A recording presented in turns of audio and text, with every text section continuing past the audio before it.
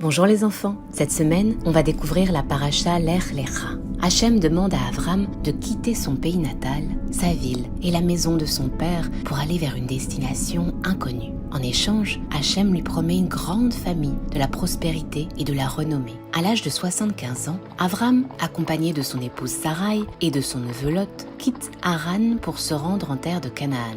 Là, Hachem lui promet que sa descendance héritera de cette terre. Mais la terre est touchée par une famine. Alors Avram descend en Égypte avec sa famille.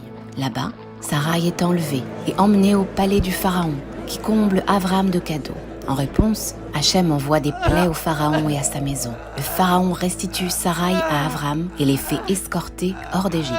De retour en terre de Canaan, Avram et sa famille deviennent extrêmement riches. Mais la terre ne peut pas les accueillir tous. Les bergers d'Avram et de Lot se disputent et Avram propose à Lot de se séparer. Lot s'installe à Sodome, une belle région, mais peuplée de personnes impies.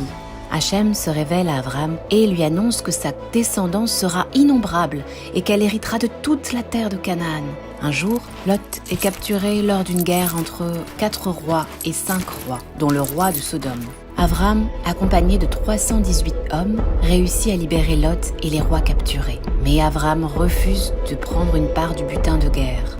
Hachem annonce ensuite à Avram qu'il le protégera, le récompensera grandement et lui donnera une grande descendance. Hachem conclut alors une alliance appelée Brit Ben Abetarim avec Avram. Il lui annonce que sa descendance sera exilée et asservie en Égypte, mais qu'elle quittera ce pays avec une grande richesse pour revenir en terre d'Israël. Avram et Sarai, n'ayant toujours pas d'enfants, décident de suivre le conseil de Sarai. Elle propose à Avram de s'unir à Agar, leur servante. Agar tombe enceinte, mais elle commence à mépriser Sarai. Avram laisse Sarai décider du sort de Agar, et Sarai la traite durement, au point qu'Agar fuit leur domicile pour le désert.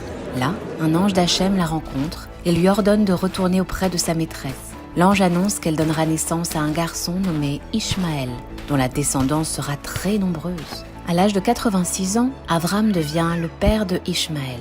Plus tard, Hachem apparaît à Avram à 99 ans et lui demande de rester fidèle.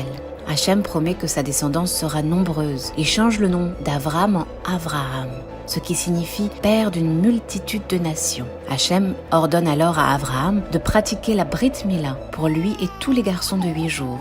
Enfin, Hachem change le nom de Sarai en Sarah et promet qu'elle donnera naissance à un fils, Yitzhak, et que ce sera lui l'héritier de l'alliance divine. Quant à Ishmaël, Hachem promet aussi qu'il sera à la tête d'une grande famille.